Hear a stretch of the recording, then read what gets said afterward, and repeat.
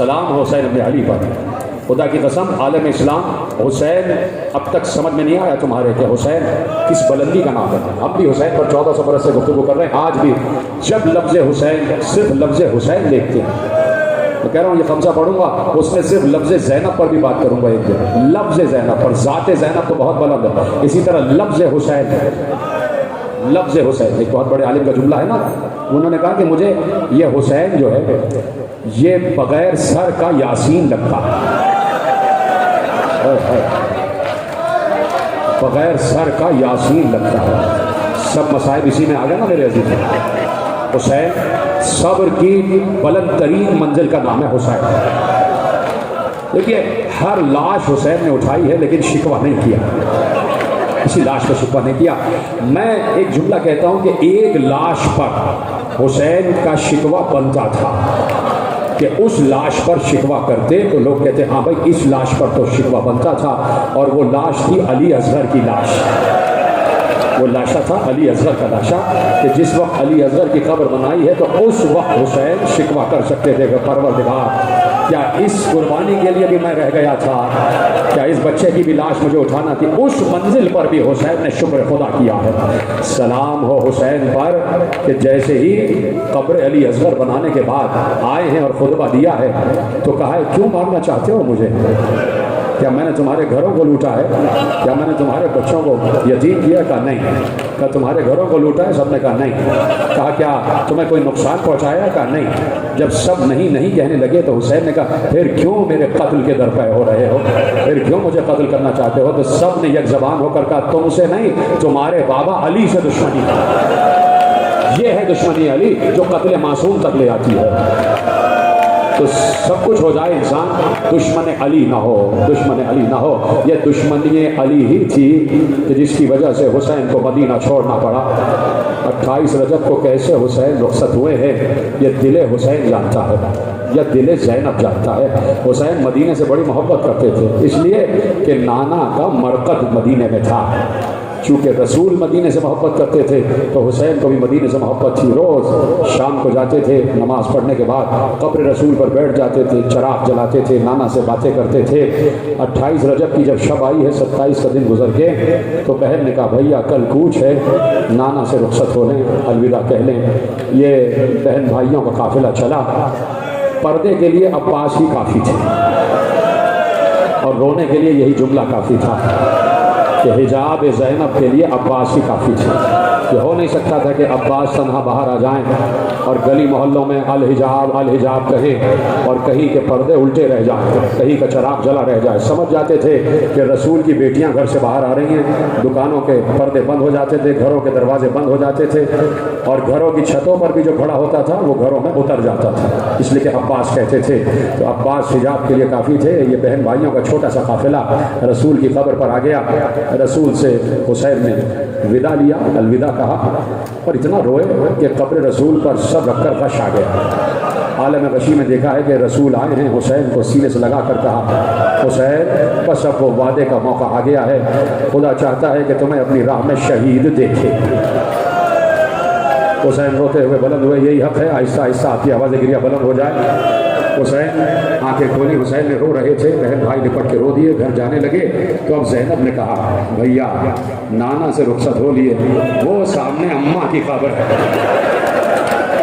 क्या गिरिया कर रहे हैं, यही हक था गिरिया करना भैया, सामने अम्मा की कब्र है जन्नतुल बकी में, माँ से आखिरी सलाम, माँ से रुखसत हो जाए। हुसैन लड़खड़ाने लग गए माँ का नाम सुनकर, हुसैन लरस रहे थे। ये बहन भाई चले, जैसे ही ज़ैनब की निगाह कब्र ज़हरा पर पड़ी, ज़ैनब ने बेख्तियार अपने को कब्र ज़हरा पर गिरा लिया और रुखसार कब्र पर रख कर कहा अम्मा ज़ैनब का आखिरी सलाम। अम्मा शायद अब मैं कल से तुम्हारी कब्र पर चराग न जला सकूं, इसलिए कि अम्मा शब 3 जमादी सानी तुमने मुझसे वसीयत की थी कि जिधर हुसैन जाए साथ साथ जाना। अम्मा कल तुम्हारा बेटा मदीना छोड़ रहा है और मैं ज़ैनब उसके साथ जाऊंगी। हाँ अगर किस्मत ने मौका दिया तो बेटी तुम्हारी कब्र पर वापस आएगी। अजरकुम अल्लाह। खत्म हो गई गुफ्तगू। बीबी फिजा कहती अभी ये बहन भाई कब्र जहरा से उठे ही थे, मुड़े ही थे कि कब्र जहरा लरज रही थी और आवाज आई, ए मेरे बच्चों अपने को तन्हा न समझना, जहां जहां तुम जाओगे ये उजड़ी हुई माँ साथ साथ आएगी, ये उजड़ी हुई माँ साथ साथ आएगी। क्या गिरिया कर रहे हैं, ये आखिरी आदमी तक मैं देख रहा हूँ गिरिया हो रहा है। आज शब चेहलुम है, आज ही तो गिरिए का दिन है, गिरिए की शब है। कल तो आप चेहलुम मनाएंगे ना, बड़ी शान से चेहलुम मनाएंगे। जब पहला चेहलुम ज़ैनब ने मनाया है तो बस चंद ही तो लोग थे, उजड़ी हुई चंद बहनें, हुसैन के अहले हरम, हुसैन का बेटा, चंद ही तो लोग थे। आज किस शान से रोज़ा हुसैन पर चेहलुम मनाया जा रहा है। आपकी आवाज़ गिरिया बुलंद हो जाए, आहिस्ता आहिस्ता बढ़ना है मुझे। हुसैन चल पड़े और आप गवाह हैं कि कहीं भी जहरा ने इस काफिले का साथ छोड़ा नहीं है, कहीं भी जहरा ने इस काफिले का साथ नहीं छोड़ा। शब आशूर आ गई। एक बार हिलाल इब्न नाफे बजल्ली कहते हैं मुझे मौला ने तिलाए की हिफाजत पर मामूर किया हुआ था, तिलाया पर मैं निस्फ शब को तिलाया कर रहा था। मैंने देखा मेरा मौला अबा अब्दुल्ला अपने खैमे से तन्हा बाहर बरामद हुआ और करबला में किसी समत जा रहा था। मैंने देखा मेरा मौला अकेला है और खेमागाह से बाहर जा रहा है, चारों तरफ अशिया का मजमा है, कहीं कोई मेरे मौला पे हमला न कर दे। तो मैं दबे कदमों अपने मौला के पीछे पीछे चल पड़ा। मौला ने महसूस कोई पीछे आ रहा है, समझ गए मेरे कदमों की चाप से, कहा हिलाल तुम हो, हिलाल तुम हो। मैंने अपना नाम मौला की ज़बान पर सुना, मेरे आंसू बहने लगे कि वाह मेरी किस्मत कि मौला मेरा नाम लेने में आगे बढ़ा। हाथ जोड़कर कहा मौला आपकी हिफाजत के लिए। कहा हिलाल मुझे हिफाजत की ज़रूरत नहीं है। कहा मौला इस वक्त कहाँ जा रहे हैं। कहा आओ हिलाल तुम्हें बताऊँ मैं कहाँ जा रहा हूँ। हिलाल का हाथ पकड़ा आगे आए, एक एक मकाम पर रुकते गए। कहा हिलाल ये वो मकाम है जहाँ अब्बास का दायां शाना कटेगा।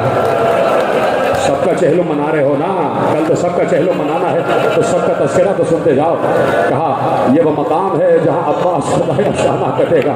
आगे बढ़े रोते हुए कहा ये वो मकाम है जहाँ अब्बास का बायां बाजू कट के गिरेगा।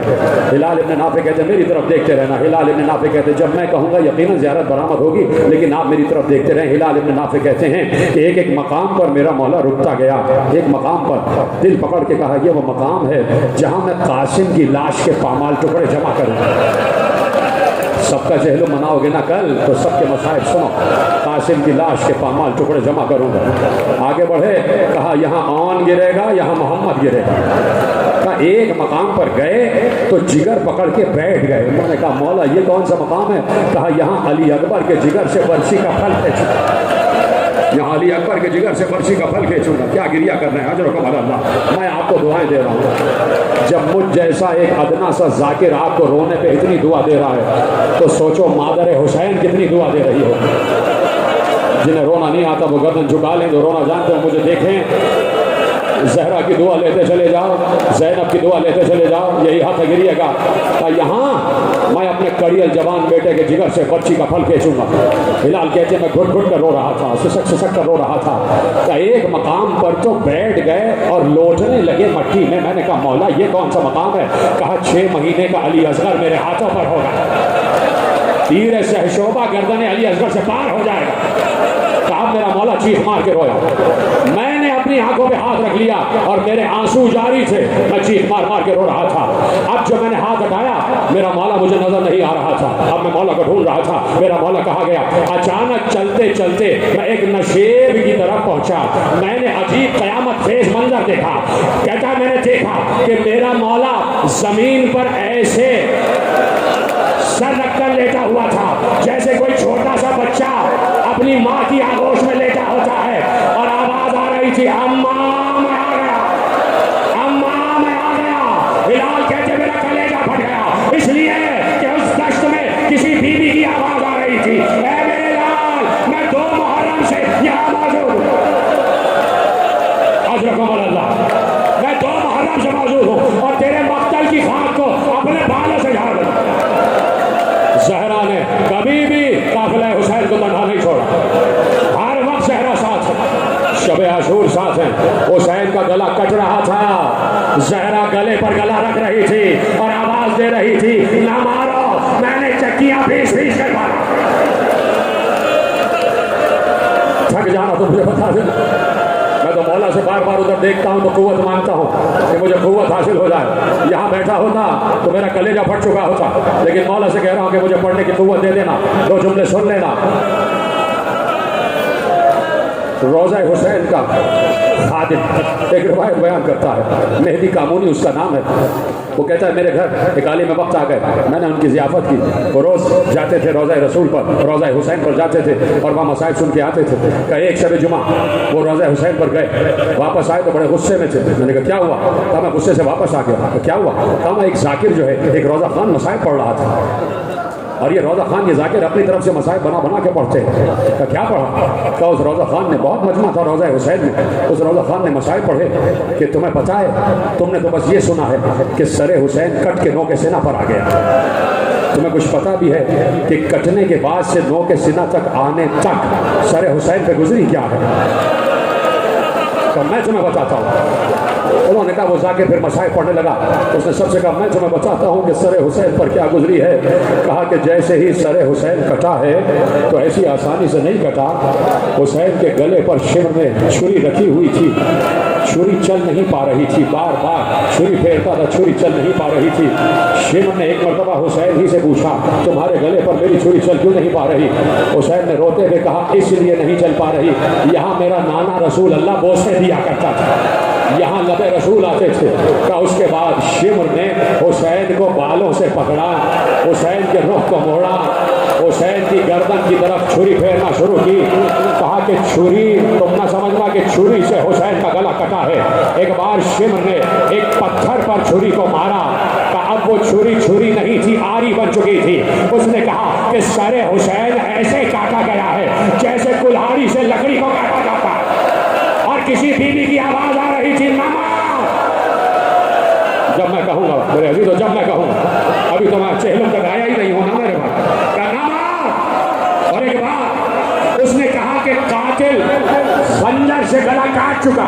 दूर जो लोग खड़े थे उन्होंने एक बार धूल उड़ती हुई देखी, धूल उड़ती हुई देखी। जिन्होंने करीब से आके देखा तो हैरान हो गए, इसलिए कि शिमर कभी हुसैन के सर को जमीन पर मार रहा था, कभी उठा रहा था, कभी मारता था,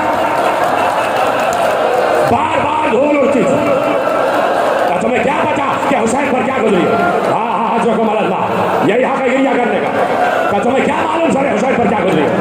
का फिर उसने मसाइल बयान किए कि सरे हुसैन लो के नेज़ा पर एक कातिल के पास था, एक मकाम पर रुका, उसने सरे हुसैन को नेज़े से जुदा किया और एक तोबड़े में रख दिया। तोबड़ा वो होता है जिसमें जानवरों को चारा खिलाया जाता है, जिसमें घोड़ों को चारा खिलाया जाता है। उस रबड़ के ज़र्फ में सरे हुसैन रखा। सरे हुसैन ने उस कातिल को देखकर कहा, खुदा तेरा हश्र वो करे जैसे तूने मेरे तनो सर में जुदाई की है, परवरदिगार तेरे भी यही जुदाई डाले। जैसे ही कातिल ने सरे हुसैन से, लबे हुसैन से अपने लिए बद्दुआ सुनी, एक बार उसने ताजियाना उठाया, सरे हुसैन पे मारना शुरू किया। हुसैन के रुखसार कट रहे थे, मातम मातम। वो आलिम कहने लगे, ये जाकिर अपनी तरफ से बना बना के पढ़ते हैं, सिर्फ बुलाने के लिए बना बना कर पढ़ते हैं। मैं लाहौल कहता था, वापस आ गया, ये सो गए, ये सोए। मेहदी कामूनी कहते हैं कि रात को चीख मार के जागे हैं। मैंने पूछा क्या हुआ? कहा अभी सो गया था। जैसे ही सोया अब अब्दुल्लाह को ख्वाब में देखा, मैंने कदम पकड़ लिए, कहा सुनो, तुझे यकीन नहीं है, सुन, जो उस जाकिर ने बयान किया है वो कुछ भी नहीं है। अरे जो मेरे सर पर गुजरी है, या तो ज़ैनब से पूछो या सकीना से पूछो।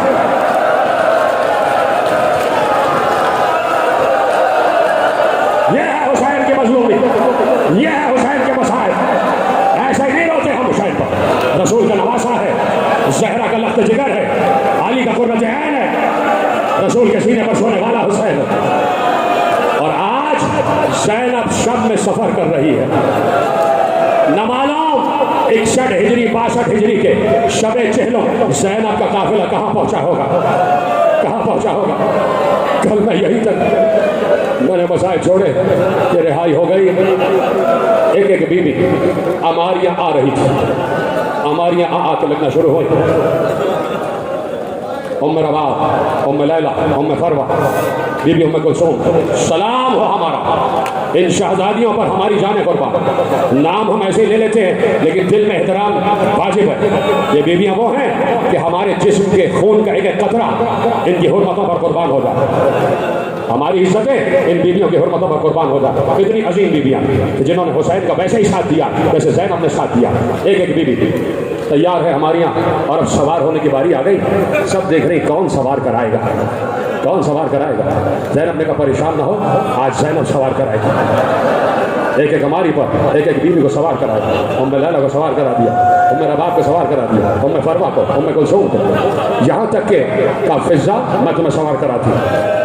फिजा ने हाथ जोड़े, बीवी ये कैसे हो सकता है, मैं कनीज हूँ। कहा नहीं, तुम मेरी माँ की जगह हो। आज ज़ैनब माँ समझ के तुम्हें सवार कर। मैं मेरे जहन में इस वक्त कब्र फिजा आ चुकी है, जो जा चुके हैं। सोचो इतना अजीम मर्तबा है बीबी फिजा का। कभी कनीज कह के फिजा को मुखातिब न करना, बहुत अजीम मर्तबा है शहजादी फिजा का। कभी मौका होगा तो पढ़ना बीबी फिजा है, किस अजमत की बीवी है। अब तुम्हें भी सवार कराती हूँ। ज़ैनब ने सवार करा दिया। अब तन्हा ज़ैनब रह गई ना, ज़ैनब तन्हा रह गई। तो सवार होने से पहले एक मर्तबा करबला का रुख करके कहा, अब्बास अब्बास आज बहन को सवार कराने वाला, आज बहन को सवार कराने वाला कोई नहीं। ज़ैनुल आबिदीन आगे बढ़े, फूफी को सवार करा दिया, सवार करा दिया। ज़ैनब ने सारी अमारियों को देखा, एक हमारी सारी हमारी को देखा, एक हमारी खाली थी। ज़ैनब ने कहा भाभी उम्मे रबाब नजर नहीं आ रही। बस ये जुमला रोने के लिए काफी था। भाभी उम्मे रबाब नजर नहीं आ रही। ऐ सज्जाद, भाभी उम्मे रबाब कहाँ है, उनके बगैर तो नहीं जाएंगे। मेरी भाभी कहाँ रह गई। अभी ज़ैनब ये पूछ ही रही थी कि भाभी उम्मे रबाब कहाँ रह गई। कुछ खवातीन आई और आकर कहा, बीबी शहजादी बिन्त अली, अभी अभी हम कैद खाने की तरफ से आ रहे हैं। वहां एक बीबी कैद खाने के दरवाजे से लेटी हुई बैठी।